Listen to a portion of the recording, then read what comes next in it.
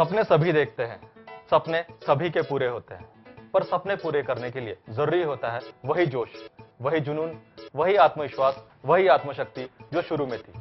दर्शकों, स्वागत आप सभी का बिजनेस टॉक में। यह सफर है जीरो से हीरो तक का, और आज के इस सफर में हम आपको ले आए चंद्रपुर में। जी हाँ, चंद्रपुर जाना जाता है अपने पावर प्लांट्स के लिए, अपने सीमेंट फैक्ट्रीज के लिए। आज हम आए हैं नीपो ग्रुप ऑफ इंडस्ट्रीज के चेयरमैन मिस्टर नितिन पोहाने से मिलने। तो आइए मिलते हैं नितिन जी से।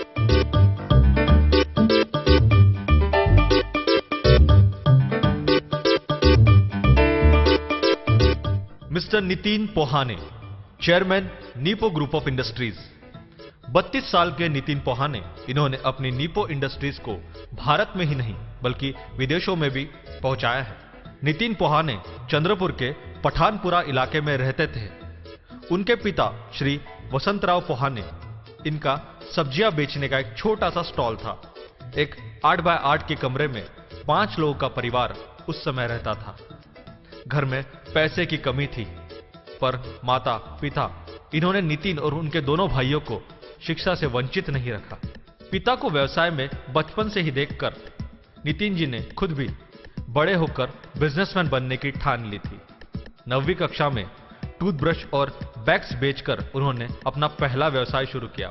उसके बाद acupuncture exercise products, computer institute, computer trading, computer manufacturing, water purifier manufacturing और अब इंडस्ट्रियल मशीनरी प्लांट्स, ये बिजनेस शुरू किया। नितिन पोहाने, इन्होंने आज कई युवक और युवतियों को रोजगार दिया और उन्हें खुद की इंडस्ट्री भी शुरू करके दी। नितिन पोहाने जी एक सक्सेसफुल बिजनेसमैन होने के साथ साथ एक समाज सेवक और समाज सुधारक भी है। व्यसन मुक्ति, नशा मुक्ति से चंद्रपुर और पूरे भारत को मुक्त करने की सोच नितिन जी की है। नितिन जी ने चंद्रपुर में कई सामाजिक संगठनों को मदद की। एक सच्चे बिजनेसमैन और एक सच्चे समाज सेवक है नितिन पोहाने। दर्शकों, आइए मिलते हैं पोहाने सर से। सर, बहुत बहुत स्वागत आपका बिजनेस टॉक में। सर, आप नीपो ग्रुप ऑफ इंडस्ट्रीज के चेयरमैन हैं। भारत के 8 महानगरों में आपके ऑफिसेस हैं। उसी के साथ साथ विदेशों में 3 देशों में भी आपके ऑफिस हैं। करीबन कई करोड़ों का आपका टर्नओवर रहा है अभी, और बहुत लोगों को आप रोजगार भी दे रहे हैं। पर शुरुआत नहीं की ऐसी। आप शायद चंद्रपुर के पठानपुरा इलाके से आते, जो एक स्लम एरिया कहा जाता है, वहाँ के झुग्गी में रहते थे आप, 150-200 स्क्वायर फीट की झुग्गी में। अपने पिता के बारे में हमें कुछ बताइए, अपने परिवार, माता, अपने भाई, उनके बारे में हमें कुछ बताइए। ये सही है। हमारा एक छोटा सा एक झोपड़ा था, झुग्गी थी 8 बाय 8 की, जिसमें हम लोग सीधे चल के भी नहीं जा सकते थे, झुक के जाना पड़ता था।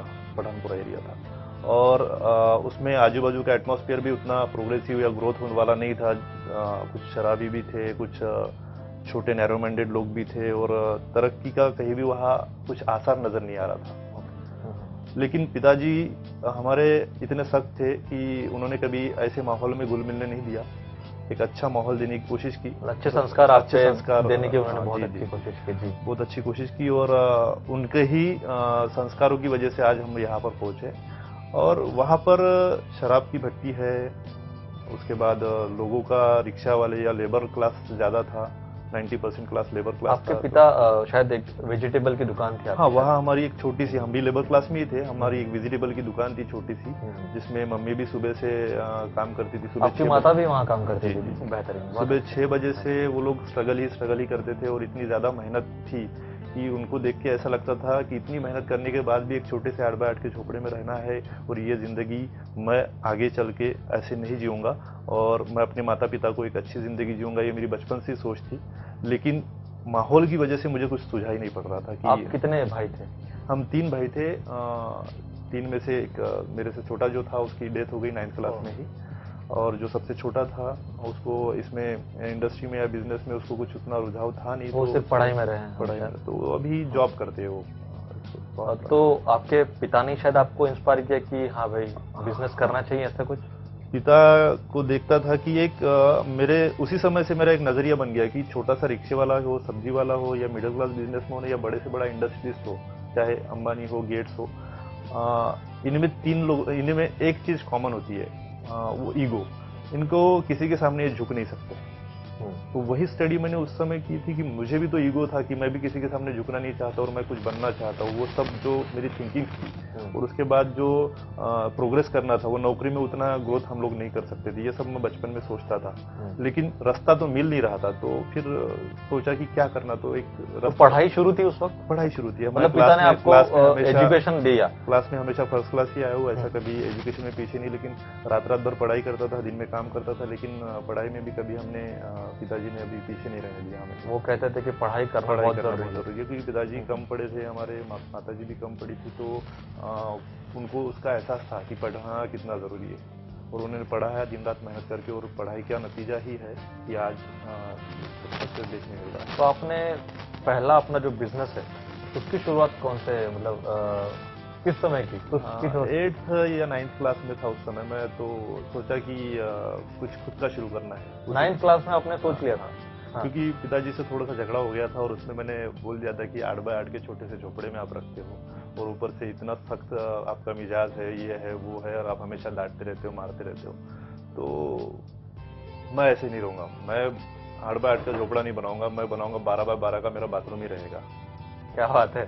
ये मेरे ठसन की वजह से मुझे अब बोल तो दिया था, अब करना कैसा है वो समझ भी नहीं आ रहा था।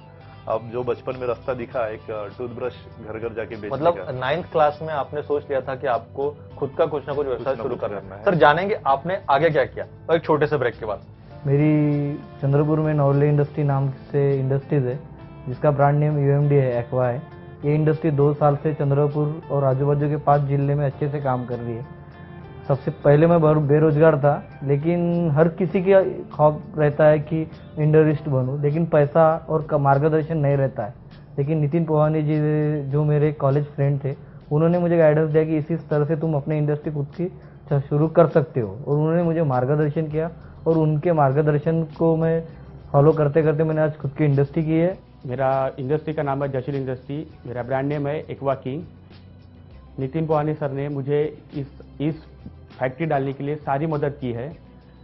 गवर्नमेंट सब्सिडी से लेके, डॉक्यूमेंटेशन लेके, और आईएसआई से लेके, और बैंक लोन से लेके, ये सारी उन्होंने मदद की है। नितिन जी पोहाने इनकी समाज सुधारक फाउंडेशन जो संस्था है, उनके माध्यम से समाज में परिवर्तन लाने का काम नितिन जी पोहानी कर रहे हैं। दर्शकों कहीं जाइएगा मत, पोहानी जी से बातचीत जारी है। उन्होंने आगे क्या किया जानेंगे, मगर एक छोटे से ब्रेक के बाद। सर आपने नीपो नाम से ही अपने सारे काम शुरू किए, ये नाम आपको कैसे सूझा? बचपन में हमारे एरिया में बच्चे एक दूसरे से मजाक में ऐसा बोलते थे।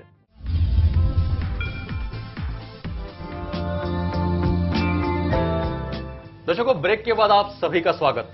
हम बातचीत कर रहे हैं नीपो ग्रुप ऑफ इंडस्ट्रीज के चेयरमैन पोहाने सर से। जी हाँ सर, जैसे ब्रेक पे जाने के पहले आपने हमें बताया कि आपने 9th स्टैंडर्ड में ही पहला अपना टूथब्रश सेलिंग का और बैग सेलिंग का बिजनेस शुरू कर दिया था। तो ये आइडिया कैसे आया और ये सब कैसे सूझा और कैसे आपने किया, वो मुझे बताइए थोड़ा। कुछ तो भी काम शुरू करना ये सोचा था मैंने। हाँ हाँ। अब वो उम्र भी इतनी छोटी थी कि उस समय कुछ सूझ नहीं रहा था क्या करना चाहिए। जी हाँ हाँ। तो एक पेपर में ऐड पड़ी कि 10,000 रुपये महीना कमाई, ऐसा वैसा था। तो उसके पास जो क्लासिफाइड एडवर्टाइज होती है, क्लासिफाइड एडवर्टाइज। तो गया उनके पास, तो उन्होंने बताया कि टूथब्रश बेचना है। ओके हाँ। टूथब्रश बेच के 10,000 महीना कैसे कमाएंगे समझ में नहीं आया, लेकिन जो भी है चलो ठीक है, एक काम शुरू कर देते ये सोच के उनसे ब्रश लेके गया, और एक ब्रश पे 50 पैसा मिलता था उस समय। आप तो 9th स्टैंडर्ड में? 9th स्टैंडर्ड में उसी वक्त। हाँ। तो 50 पैसा मिलता था एक ब्रश पे। तो पठानपुरा से फिर ऊर्जानगर कॉलोनी इधर उधर जाता था 15 किलोमीटर, और पैदल जाने के बाद वहां पर पता चलता था कि ब्रश खरीदने वाला कोई है ही नहीं। तो 3-3 दिन हो जाते थे, एक भी ब्रश नहीं बिकता था, और फिर मायूस होकर वापस आता था। तो एक बार बहुत ही यानी लगन से और इससे मेहनत किया, तो पता चला कि बहुत ज़्यादा लगन और मेहनत है साथ में, तो हमें जरूर सक्सेस मिलता है। उस समय एक 12 से 13 टूथब्रश अचानक बिक गए थे मेरे। तो एक कॉन्फिडेंस आया मुझे, और फिर मैंने सोचा कि मैं सक्सेसफुल हो सकता हूँ अगर डिवोटी रहूँ तो। तो मेरा लाइफ का पहला कस्टमर जो था मेरा ऊर्जानगर कॉलोनी का था, चंद्रपुर का। हाँ जी। उसके बाद फिर मैंने एक सोचा, एक 8-10 दिन के बाद कि ये 50-50 पैसे करके हम लोग ये 10,000 रुपये महीना या सक्सेस नहीं कर सकते। तो फिर मैंने सोचा कि थोड़ी बड़ी चीज बेचते हैं, तो फिर बैग्स बेचना शुरू किया जिसपे 3 रुपए मिलते थे मुझे। ओके। एक महीना वो करने के बाद पता चला कि इससे भी थोड़ा बड़ा करना चाहिए, ऐसा सोचा मैंने। तो फिर मैंने एक्सरसाइज प्रोडक्ट्स आते थे, उस ट्विस्टर। वक्त एजुकेशन चल रहा था हाँ, आपका? एजुकेशन चल रहा था मेरा। मतलब उसको आपने छोड़ा नहीं? नहीं नहीं, एजुकेशन नहीं छोड़ा, चलिए। हमेशा फर्स्ट क्लास या उसी रेंज में आता था मैं। हम्म। और दिन रात मेहनत करने के बाद भी जितना समय मिलता था उतने में पढ़ाई की तरफ ध्यान देता था, क्योंकि मम्मी पापा का यही बोलना था कि अगर पढ़ाई में हम लोग कमज़ोर रहे तो जो सपने हैं वो पूरे करने में बहुत ज़्यादा तकलीफ आएगी। तो मैंने सोचा कि चलो पढ़ाई की तरफ भी उतना ही इम्पोर्टेंस देना। पढ़ाई से हमारा बेसिक बनता है, जो हमें आगे करना है, जो जी। बेसिक बिल्ट होता है। जी। तो फिर वो ब्रश बेचना, ये बैग्स बेचना, फिर ट्विस्टर बेचना, जो जो मिला जिसमें ज़्यादा मार्जिन और ज़्यादा बड़ा काम कर सकता था उतना करते गया। फिर 11th में जब गया तब एक सोचा कि एजुकेशन सेक्टर में भी कुछ करना चाहिए। तो फिर कंप्यूटर इंस्टीट्यूट शुरू किया। आपने कंप्यूटर इंस्टीट्यूट शुरू किया 11th 11th क्लास में? जब आप 11th थे? क्लास में शुरू ओके। किया। जब लोगों को पता भी नहीं होता है हाँ, कंप्यूटर उस समय कैसा तो होता है, हमने उस भी वक्त। नहीं देखा था। हाँ। उस समय नया नया एक इंस्टीट्यूट शुरू हुआ था कंप्यूटर में, सिर्फ एक ही इंस्टीट्यूट होता था। हाँ। तो वहाँ जब मैं गया तो कपड़े वपड़े उतने अच्छे नहीं थे, तो उन लोगों ने एकदम धुतकार दिया हमको। अच्छा। 7-8 दोस्त थे हम लोग कॉलेज के कि इंस्टीट्यूट में एडमिशन लेंगे, उसी बहाने कंप्यूटर भी देखने को मिल जाएगा, ये सोच के गए थे। जबकि हमारे पास पढ़ने की भी फीस नहीं थी, लेकिन एक क्यूरियोसिटी थी कि कंप्यूटर कैसा रहता है, कंप्यूटर क्या होता है जानने की लेकिन जब उत्सुकता उन्होंने थी। इंसल्ट करके बाहर हकाला हमको सबको, तो मुझे वो बात बहुत दिल पे लगी और मैंने एक डिसीजन लिया कि 15 दिन में खुद का इंस्टीट्यूट शुरू करूंगा। मतलब उसके अगेंस्ट आपने सोचा कि अभी तो खुद का ही डाल शुरू करना है। उस समय तो जी। 5 रुपए भी जेब में नहीं थे, लेकिन सोच तो लिया था। तो उस सोच के पीछे काम किया और माँ पापा के संस्कार ही थे कि 15 दिन में सही में हमारा कंप्यूटर इंस्टीट्यूट शुरू हुआ। और 4-6 महीने जाने के बाद पता चला कि ये भी बहुत ज़्यादा ग्रोविंग काम नहीं है, जिसमें बहुत ज़्यादा ग्रो अप नहीं हो सकते हैं। तो मैंने फिर कंप्यूटर की ट्रेडिंग भी शुरू कर दी। मतलब कंप्यूटर बेचना? हाँ, कंप्यूटर बेचना शुरू किया। जी हाँ। फिर 1-2 साल में ही कंप्यूटर का खुद का मैन्युफैक्चरिंग शुरू किया आईटी प्रोडक्ट्स में। ये assembling किस वक्त की बात है, किस समय की ये बात है? 98 की बात है।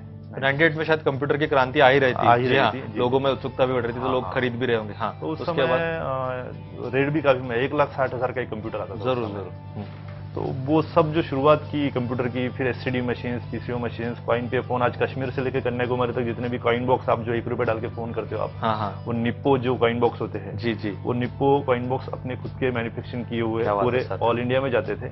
सर आपने नीपो नाम से ही अपने सारे काम शुरू किए, ये नाम आपको कैसे सूझा? बचपन में हमारे एरिया में बच्चे एक दूसरे से मजाक में ऐसा बोलते थे, जैसे शॉर्टकट नाम है, जैसे नितिन है और सरनेम पोहाने है, तो नितिन का नी और पोहाने का पो, तो ऐसा निप्पो, ऐसा नाम हम लोग एक दूसरे से मजाक मस्ती में मतलब बोलते थे। इनिशियल्स को जोड़ के initials एक को वर्ड जोड़ के बनता है। जी हाँ। सबके नाम बनाए थे अलग अलग। हाँ हाँ। तो उसमें मैंने ये सोचा कि इसी जिसको चिढ़ा रहे लोग, उसी को एक दिन मल्टीनेशनल ब्रांड बनाऊंगा। और उसमें वो सक्सेस भी करके दिखाया। आपको पता है कि जी यूएस जी, में भी नीपो ऑफिस अच्छा है, खासा नाम आप नीपो ग्रुप कमा चुका है। जी, यूएस, न्यूजीलैंड, चाइना, ऐसी कोई कंट्री नहीं है जहां अपना नाम नहीं है। तो वो बहुत बड़ी उपलब्धि है मेरे लिए कि उसी चीड़ को मैंने उस लेवल पर, लेकिन रजिस्ट्रेशन जो किया उसका, वो नेशनल इनोवेटर्स प्रोफेशनल ऑर्गेनाइजेशन, यानी हमें हमेशा ऐसा लगता था कि कोई तो भी किसी की कॉपी नहीं करना है, कुछ नया खोज करनी है, कुछ नई कुछ इनोवेटिव नाम देना है, कुछ अच्छा नाम इन्वेंट देना है, करना है, प्रोडक्टिव नाम देना है। इनोवेटिव जी हाँ। प्रोडक्ट्स ही लॉन्च करना है मार्केट में। तो इसलिए उसका लॉन्ग फॉर्म जो डिटेलिंग अगर जाते हैं आप उसमें, तो आपको पता चलेगा नेशनल इनोवेटर्स प्रोफेशनल्स ऑर्गेनाइजेशन। क्या बात। तो बहुत अच्छा। इसके अंडर में फिर सबसे पहला प्रोडक्ट कॉइन बॉक्स था, बाद में कंप्यूटर्स, बाद में एसटीडी पीसीओ मशीन्स, उसके बाद वाटर प्यूरिफायर डोमेस्टिक, उसके बाद जो पानी की फैक्ट्री के लिए जो मशीनरी लगती है वो, ये सब तो उसी नाम से शुरुआत जो थी, शायद आपने जैसे बताया कॉइन बॉक्स, हाँ तो ये शायद 2001-2002 की बात होगी, जी। क्योंकि उसी वक्त हाँ, कॉइन बॉक्स की coin box क्रांति तो आई उस थी, समय क्योंकि क्रांति आई फोन थी। की जहाँ तक रेट्स बहुत बढ़ रहे थे तो कॉइन बॉक्स आए थे, उस वक्त आए थे। जी जी। तो ये कैसे सूझा आपको कि कॉइन बॉक्स का ही मैंने करना चाहिए, क्योंकि आपने पहले कंप्यूटर इंस्टीट्यूट डाला था, फिर कॉइन बॉक्स? लोग उस समय कॉल के, एक लोकल कॉल भी करना है तो 4-4 रुपए का बिल होता था उनका। 3 रुपए कुछ इनकमिंग लगता हाँ, था, हाँ। और वो कॉल तो करने मोबाइल के पे तो 6.5 कुछ लगता है। बीपीएल तो कुछ था उस वक्त। नहीं, बीपीएल का तो रेट ऐसा 3 रुपए नहीं था, बीपीएल का रेट उस समय था 8 रुपए इनकमिंग का था। हाँ हाँ, वो शुरुआती 90, 97, 96 96 की बात है। 98 जब की हाँ, बात है। और उसके बाद आउटगोइंग का तो 16 रुपए था जरूर per जरूर, minute। जब शुरुआत लॉन्च हुआ था। और एसटीडी पीसीओ में भी जाते थे हम लोग, तो मशीन में बिल जो आता था पहले कॉल का ही 3 रुपए, 2 रुपए, 3 रुपए ऐसे बिल आता था। हाँ हाँ। तो लोग काफी महंगे में कॉल करते थे उस समय। तो मैंने एक सोचा कि इनको सस्ते में क्या हमने इन्वेंट करना चाहिए। तो उस समय इन्वेंट हमने एक प्रोडक्ट किया था कॉइन पे फोन, जो 1 रुपए डाल के हम लोग फोन करते हैं। तो 1 रुपए में लोग 3 मिनट बात कर सकते थे उस फोन से। उस फोन से। हाँ, तो ये जो प्रोडक्ट हमने लॉन्च किया उससे लोगों ने काफी अच्छा फायदा Appreciate उठाया, किया, जी appreciate हाँ। किया। आई उसके थिंक बाद पूरा इंडिया में ये पॉपुलर हुआ था आपका। हाँ, जो coin कश्मीर box से है। लेके कन्याकुमारी तक जितने भी स्टेट्स है, हाँ, हाँ। हर स्टेट में, हर डिस्ट्रिक्ट में हमारे डीलर्स है, अभी भी वो काम करते हैं और बहुत अच्छे से नेटवर्क हमने बनाया था और उसका बहुत अच्छा। उसके बाद फिर आपने जहाँ तक बताया कि आपने मिनरल का कुछ पानी का हाँ, तो प्यूरीफायर मैन्युफैक्चरिंग कुछ। इसमें ऐसा हुआ कि जैसा ये सब तो बिजनेसेस चल ही रहे थे, एक किसी दोस्त ने मेरे पास एक प्यूरीफायर रखा था उसको बेचने के लिए मेरे पास, लेकिन मैंने ध्यान नहीं दिया उस पर। लेकिन एक एक्सीडेंटली एक पर्सन मुझे मिले, उनको मैंने एक प्यूरीफायर लगाया उनके घर में। उनके घर में 15 सालों से कोई ना कोई बीमार रहता ही था और उस समय वाटर का उतना अवेयरनेस नहीं था। तो डॉक्टर्स भी डायग्नोसिस नहीं कर सकते थे कि एक्चुअली इनको हुआ क्या। वाटर बॉर्न डिसीजेज हाँ, ज्यादातर हाँ, होते हैं हाँ, जी। हाँ। लेकिन डॉक्टर्स को भी उतना नहीं समझता था उस समय, 2000 के करीब की बात है। तो जब प्यूरीफायर लगाने के बाद उनके घर के एकदम बीमारियां दूर होने लगी और डॉक्टर्स ने भी एकदम उस पर फोकस किया कि ये तो प्यूरीफायर से सब लोग की सब हेल्थ लोगों अच्छी हुई है हो रही जी हाँ। तो और उन्होंने मुझे फोन करके थैंक यू बोला, तो एकदम मुझे अच्छा लगा कि चलो ये ऐसा बिजनेस है जिसमें पैसों के साथ आशीर्वाद भी मिल रहा है कि लोगों की बीमारियां भी दूर हो रही हैं। हम कुछ अच्छा कर रहे हैं समाज के लिए जी हाँ। तो सोशल टच भी था उस बिजनेस में, तो फिर उसको ही हमने एक फोकस करके मेन बिजनेस बनाया। तो मैंने सोचा कि इसको छोटे डोमेस्टिक लेवल पर ही ना रखते हुए इसको इंडस्ट्रियल लेवल पर भी लॉन्च मतलब एक ही परिवार के साथ आप पूरे देश को एक सर्वोदय पे हेल्दी बनाना चाहते हैं जी हाँ। हाँ। तो उसमें सबसे इम्पोर्टेंट ये था कि हेल्दी बनाने के लिए ऐसा प्रोडक्ट दो जिसमें लोगों को सही में बॉडी में जो वाटर बॉर्न डिसीजेस है वो दूर हो जाए, उसके बाद एक हेल्दी वाटर मिले। तो उसके लिए पैकेज ड्रिंकिंग वाटर प्लांट हो गए जिसमें IS स्टैंडर्ड 14543 वाले प्लांट्स आते हैं, जिसमें बॉटल पाउच आप देखते हो, बिस्लरी वगैरह जो प्लांट आप बोलते हो। तो उसमें सबसे पहला इंडस्ट्री मैंने दिया था सायरे इंडस्ट्रीज को, उन्होंने इराई के नाम से लॉन्च किया था।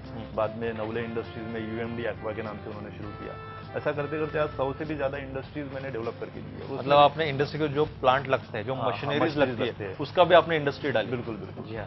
तो फिर ऐसा लगा कि सिर्फ लिमिटेड लोग ही इसका क्यों फायदा उठाएं। तो ऐसे छोटे छोटे व्यापारी जो होते हैं, छोटे छोटे काम करने वाले जो बेरोजगार लोग हैं या छोटे छोटे लोग हैं, उनको खुद की इंडस्ट्री शुरू करने के लिए मोटिवेट किया। उसके लिए जो गवर्नमेंट की स्कीम्स है, PMEGP, prime minister employment generation programme, उसके अंतर्गत उनको सब्सिडी निकाल के दी गवर्नमेंट से। 9 लाख रुपए, 9.25 लाख रुपए उनको कैश सब्सिडी मिलती है, वो स्कीम्स करवा के दिया। उसके बाद CGT MSC एक स्कीम है गवर्नमेंट की ओर, जिसमें credit guarantee trust for micro and small enterprises होता है। तो वो स्कीम्स उनको without guarantor, without mortgage loan मिलता है उनको। ये सब काम उनको गाइडेंस देना, उनको मोटिवेट करने के बाद गाइडेंस देके, उनको हेल्प करके, उनको एक इंडस्ट्री शुरू करके वो मार्केट अवेलेबिलिटी देना, मार्केट अवेलेबिलिटी देके उनको प्रॉफिट ऑफ मार्जिन कैसे कमाते उसका ट्रेनिंग देना प्रॉपर। मतलब टोटली एक जीरो इंसान से, को एक अच्छा सेटअप डाल के देना। मेरा तो हो गया जी हाँ। लोग उससे जैसे सोचते कि मेरा तो हो गया अब क्या करना है, लेकिन मैंने थोड़ा सा उस सोच को बदला और मेरा तो हो गया अब सबको करना है जी हाँ। मतलब सोच के आज हर किसी को उस लेवल पे ला रहे हैं कि इंडस्ट्रियलिस्ट बने और सेल्फ एम्प्लॉयड बने अच्छे लेवल पे। अगर सब लोग नहीं आएंगे तो जो मेरा सपना है $1 वो पूरा नहीं होगा, क्योंकि इंडस्ट्री बढ़ेगी तो एक्सपोर्ट बढ़ेगा, एक्सपोर्ट बढ़ेगा तो बाहर का पैसा हमारे पास आएगा, बाहर का पैसा आएगा, करेंसी वैल्यू बढ़ेगा। मतलब आपके आगे फ्यूचर प्लान्स भी बहुत है। हाँ जी सर, जानेंगे आपके फ्यूचर प्लान्स मगर छोटे से ब्रेक के बाद। Thank you. दर्शकों, कहीं जाइएगा मत, पोहाने जिसे बातचीत अभी भी जारी है। देखते रहिए आवाज इंडिया टीवी। $1 = 1 रुपीज, ये आप सोच रहे हैं करने का, जो आज के डेट में तो पॉसिबल लग रहा नहीं, क्योंकि 60 के क्रॉस हो चुका है $1। तो आप क्या सोचते हैं ये कैसे पॉसिबल होगा?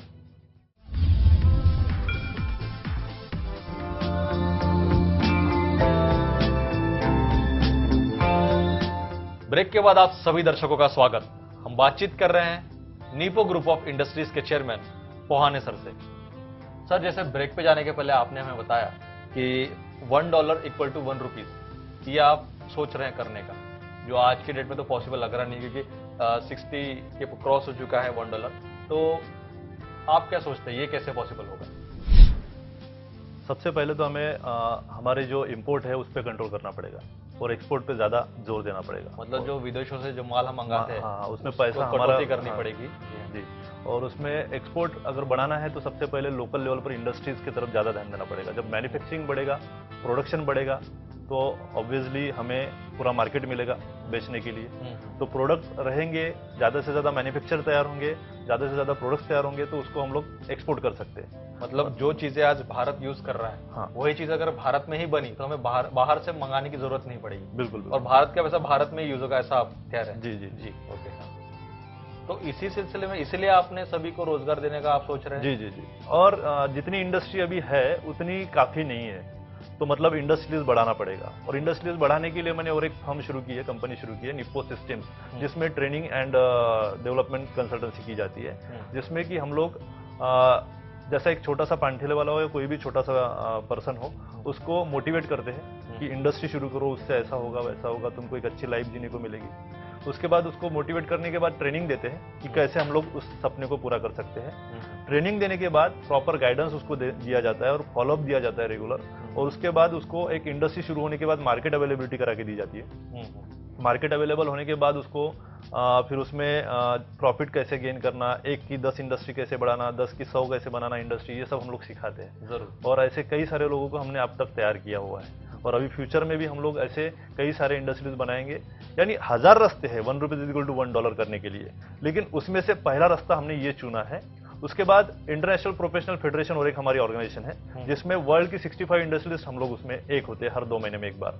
जर्मनी, इटली से सब लोग आते हैं, जिसमें आशा शाहकाना की ब्रदर्स से वो भी उसमें काम करते हैं। हम सब लोग मिलके उस $1 के सपनों को पूरा करने के पीछे दौड़ रहे हैं। और उस इंटरनेशनल प्रोफेशनल फेडरेशन का इंटरनेशनल प्रेसिडेंट मैं हूँ, तो ऑब्वियसली उसके प्लानिंग, उसके जो एग्जीक्यूशन जो होता है वो सब जिम्मेदारी मेरे ऊपर होती है। तो उसमें से 1000 रास्ते में से सबसे पहला रास्ता जो था, जो सबसे हार्ड था लेकिन सबसे फास्टेस्ट है, अगर हमें $1 के पास जाना है तो वो रास्ता ये था कि इंडस्ट्रियल डेवलपमेंट किया जाए, मैन्युफैक्चरिंग और जितना हो सके बढ़ाया भारत जाए। में हो, जी, जी। इसी से $1 हो सकता है। है। सर, आप अच्छे खासे इंडस्ट्रियलिस्ट है, अच्छा नाम कमा रहे हैं। मैंने चंद्रपुर की आपकी बहुत सी रैलीज देखी है, इसमें लाखों की संख्या में लोग सहभाग लेते हैं। और नशा मुक्ति में भी आपने किया था, जेल भरो आंदोलन आपने किया था। तो समाज सेवा में जुड़ने का कैसे आपने सोचा? समाज सेवा तो तब से ही करते आ रहा हूँ, जब से कमाया। जब 100 रुपये कमाता तो उसमें से 50 रुपये तो पहले समाज के हित में ही यूज करता था। लेकिन जब पता चला कि जब तक हम लोग पूरी तरह से उसमें अपने आप को सहभागी नहीं करते, हम लोग उसको अपने आप को उसमें डालते नहीं है, तब तक उसको 100% एक रिजल्ट नहीं मिलेगा। तो 20 मई 2012 में मेरा एक बर्थडे का प्रोग्राम हुआ था, जिसमें कि जितने भी समाज के व्यसनी लोग हैं, जैसे किसी को शराब की आदत है, कुछ है, और जिन्होंने अपनी आदत पे कंट्रोल करके एक अच्छी जिंदगी जी रहे हैं, ऐसे लोगों का सत्कार किया था। अच्छा। तो पहले तो सिर्फ चंद्रपुर में किया था। अभी 20 मई 2013 में पूरे ऑल ओवर इंडिया में, बॉम्बे, दिल्ली, हैदराबाद, हर जगह मेरा वो बर्थडे का प्रोग्राम उन लोगों ने सेलिब्रेट किया था, सभी मेरे कार्यकर्ताओं ने। बहुत अच्छा। तो ऐसे समय में मुझे ऐसा लगा कि ये सिर्फ चंद्रपुर, हैदराबाद, दिल्ली, मुंबई या पूरे इंडिया में नहीं, पूरी दुनिया में ये काम होना चाहिए। क्योंकि एक्सीडेंट होने के बाद उसको दवाखाना पहुंचाने के लिए, हॉस्पिटल पहुंचाने के लिए पूरा गांव आ जाता है, लेकिन एक्सीडेंट, उसको समाज सेवक भी बोलते हैं जो ऐसा काम करते हैं। नहीं, समाज सेवक उनको कहते हैं। लेकिन एक्सीडेंट ही नहीं होना चाहिए, इसलिए शराब पी के गाड़ी मत चलाओ, रास्ते के लेफ्ट साइड से चलो, 80 के ऊपर स्पीड मत रखो, ये सब सिखाने वाले जो होते हैं उसको समाज सुधारक बोलते हैं। और ऐसे कई सारे समाज सुधारक हमारी समाज सुधारक फाउंडेशन में तैयार हो चुके हैं। तो ये जो काम मैंने शुरू किया था, इसका एक सिर्फ सोशल एक्टिविटी के रूप से ही शुरू किया था, लेकिन उसको बहुत बड़े लेवल पर करना बहुत जरूरी था। क्योंकि जितने भी क्राइम होते हैं, आज दिल्ली में रेप केस आप देखोगे तो उसके क्रिमिनल्स जो है, उनको अरेस्ट करने के बाद पता चलता है कि उन्होंने शराब पी के ही क्राइम किया है, ड्रग्स और कुछ लेके ही वो करते तो हैं। मर्डर भी होता है तो शराब पीने के बाद, या ड्रग्स एडिक्टेड लोग है वही करते हैं, क्योंकि अनकॉन्शियस माइंड होता है, सेंसलेस पर्सन होते हैं वो, और उनको पता नहीं चलता। और बाद में जब नशा उतरता है या जब क्राइम हो जाता है, तब उनको पछतावा आ रहा है, ऐसा वगैरह वो बोलते हैं। लेकिन अगर उनको हमने शराब से दूर रखे और पहले से उनको ऐसा कुछ करने ही ना दिया जाए, तो शायद बहुत सारा क्राइम्स हम लोग कंट्रोल कर सकते हैं। जब मन कंट्रोल में होता है, माइंड कंट्रोल में होता है। और उसके लिए हमने एक्टिविटी भी शुरू की है। जैसा जब बच्चे कॉलेज में जाते हैं तो उनको बचपन से पंठेले पे कोई सिगरेट पीते हुए, शराबी, ये वो सब दिखते रहते लोग, तो उसको एक क्यूरियोसिटी होती है कि ऐसा कैसा ये कर रहे हैं। बड़ों को ही देख के बच्चे सीखते हैं। तो जब एक बार कॉलेज में जाते हैं और बाद में इनको शौक लग गया तो उनको बाहर निकलना बहुत मुश्किल है। लेकिन अगर हमने बचपन से उनको वो आदत लगने ही नहीं दी, जो दिखने ही नहीं दे ऐसे सीन। हाँ, तो उसके लिए हमने क्या किया, जैसा ब्लैक बोर्ड लगा हुआ है, उसके इधर भी जगह है, स्पेस है, इधर भी स्पेस है। तो बचपन से ही, पहली क्लास से ही बच्चे के सामने 24 घंटे, जो 8-10 घंटा जो भी स्कूल में बैठता है, तो इधर खर्रे से या तंबाकू से या गुटखे से या सिगरेट से जो भी कैंसर वगैरह होता है, ऐसे एकदम डेंजरस ऐसे पिक्स वहां लगे हुए थे, और उसमें नीचे लिखा होता है कि गुटखा या शराब या इससे ये सब होता है। और दूसरे साइड में अल्कोहलिक एडिक्टेड लोग जो होते हैं, उनकी दुर्दशा उसमें दिखाई जाती है। तो बच्चे जब बचपन से कंटिन्यू उसको 24 घंटे देख रहे हैं, दिन भर देख रहे हैं, तो जब बाहर निकलेंगे तो उनके दिल में वो दहशत रहेगी कि हमें ये काम मुझे नहीं इससे दूर रहना है, तभी मैं हेल्दी रह सकता हूँ और मैं अच्छे लॉन्ग लाइफ जीऊंगा। तो ये सब एक्टिविटी जो है वो समाज सुधारक फाउंडेशन के अंडर में हम लोग करते आ रहे हैं। अच्छा, तो आपने बहुत सी बड़े बड़े आंदोलन किए, रैलीज भी किए, मैंने देखे हुए हैं। सर, आप अच्छे खासे इंडस्ट्रियलिस्ट हैं, समाज सुधारक है और लोगों को अच्छा जीवन जीने के लिए प्रेरित कर रहे हैं, पर भारत में कई जगह तक आप पहुंच नहीं पाए हैं। कई यंगस्टर हैं जिनको मार्गदर्शन की जरूरत है, तो आप उनको क्या संदेश देना चाहेंगे हमारे टीवी की तरफ से? हेल्दी और वेल्दी लाइफ जीना जरूरी है अगर हमें अपने देश की तरक्की करना है। और हेल्दी और वेल्दी लाइफ के लिए सबसे पहले, हेल्दी लाइफ जो है वो आप किसी भी नशे से दूर रहेंगे तो एक अच्छी हेल्दी लाइफ जी सकते हो। उसके बाद वेल्दी लाइफ के लिए हमें जो हमारा सपना है, आप सबका भी वही सपना होना चाहिए, 1 रुपीज इज इक्वल टू $1, दुनिया की बराबरी में हमें चलना है, दुनिया से आगे जाना है। तो एक ऐसा भी दिन आएगा जब 65 रुपीज जो है उसकी जगह पे $65 होंगे और ₹1 रहेगा। ये अगर सपना हमें पूरा करना है तो सबसे पहले हमें अपने हजारों रास्तों में से एक रास्ता अपनाना पड़ेगा। वो रास्ता ये है कि खुद की मैन्युफैक्चरिंग शुरू करो, इंपोर्ट पे हो सके उतना कंट्रोल करो और एक्सपोर्ट पे ज्यादा बढ़ावा दो। एक्सपोर्ट बढ़ेगा, बाहर का पैसा हमारे पास आएगा, हमें रोजगार और ज्यादा उपलब्ध होगा और हमारी जो सपने हैं वो जल्द ही पूरे होंगे। मैं सभी बेरोजगारों से, नौजवानों से और सभी देशवासियों से एक ही प्रॉमिस चाहूंगा कि वो जितने जल्दी हो सके उतने जल्दी अपना खुद का एक मैन्युफैक्चरिंग यूनिट शुरू करें। और गवर्नमेंट से भी काफी स्कीम है, PMEGP, prime minister employment generation program है, CGTMA, CA, credit guarantee trust for micro and small enterprises, ऐसी बहुत सारी स्कीम्स गवर्नमेंट ने भी लॉन्च की है। अगर आपको नहीं समझ रहा है तो उसके लिए हमारे निप्पो सिस्टम प्राइवेट लिमिटेड में आप कभी भी आ सकते हो और आपके लिए यहाँ पर दरवाजे हमेशा खुले हैं, आप कभी भी आइए। लेकिन सबसे पहला एक टारगेट रखिए कि खुद का एक मैन्युफैक्चरिंग यूनिट शुरू करना है और देश की तरक्की में हाथ बढ़ाना है। सर, बहुत बहुत शुक्रिया, आप बिजनेस टॉक में आए और आपने हमें समय दिया इसलिए। दर्शकों, ये थे Nitin Pohane ji, chairman of Nipo group of industries, जो जीरो से हीरो बने अपनी मेहनत, लगन, जोश, आत्मविश्वास और आत्मशक्ति से। ऐसे ही एक सेलिब्रिटी से आपको अगली बार मिलवाएंगे। तब तक देखते रहिए बिजनेस टॉक। ये सफर है जीरो से हीरो तक का।